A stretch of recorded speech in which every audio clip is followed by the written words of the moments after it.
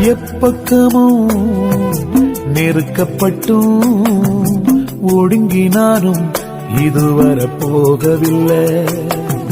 தீங்கு செய்ய ஒருவருமே என் மேல கை போடவில்லை. உன் கிருபை என்னோடு இல்லை என்றால் நிர்மூலமாயிருப்பேன். வசனம் என்னை கேட்டாதிருந்தால்